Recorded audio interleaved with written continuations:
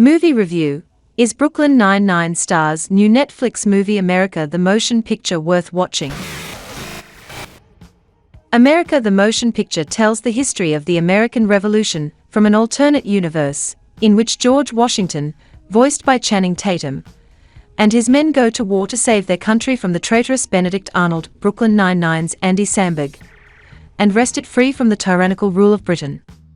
What could have been a funny if outrageous reimagining of a well-known story is instead an unfunny and laborious slog through forced jokes, if you can even call them that. The cast is full of talented voices, some more obvious than others. As the beer-pounding La Crosse bro, a term familiar in the USA, most synonymous in the UK, with Lad's version of Samuel Adams, you'll recognize Jason Mantzoukas' distinctive voice. Simon Pegg voices King James, in an affected posh accent that might be the only funny part of the movie. Also in the cast are Olivia Munn as a gender-swapped Thomas Jefferson, who rewritten history, has her as a Chinese immigrant scientist, Bobby Moynihan as Paul Revere, Will Forte as Abe Lincoln, Raul Trujillo as Geronimo, and Killer Mike as Blacksmith. Despite their talents, you can hear the work going into making every joke land, and none of them do. The anachronisms could be funny. "See-do, bitches" is objectively a chuckleable line, but it's hard to find anything funny when you're so tired from not laughing. The R-rated reimagining tries its best to be something like Hamilton on steroids. Its total lack of self-awareness, however, makes it unbearably dumb. Its target audience is likely stoned teenage boys, who would probably find the litany of gross jokes and sex humor funny.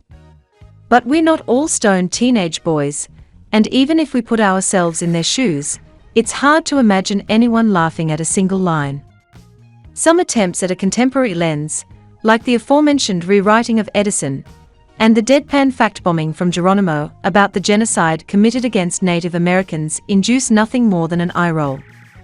Not to say that America the Motion Picture has to take itself seriously, or take anything seriously. Some of the best comedies are slapstick and absurd. But America the Motion Picture has no break from the frenzied and manic humor, trying to fit every line into a preconceived idea of what is outrageously funny instead of letting the jokes tell themselves. Fans of Archer will find a familiar vibe, quick-fire dialogue, deadpan delivery, and risible events that spur the characters on. But Archer knows when to pull its punches. It also helps that each episode of Archer is only 20 minutes long, while America the Motion Picture is 98.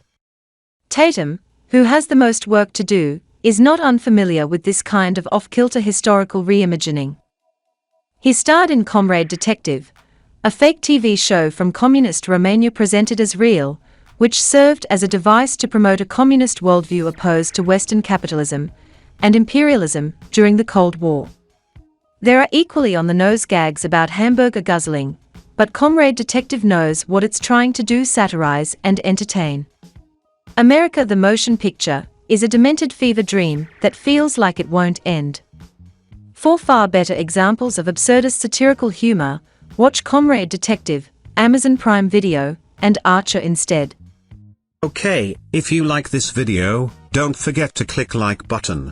See you in the next video.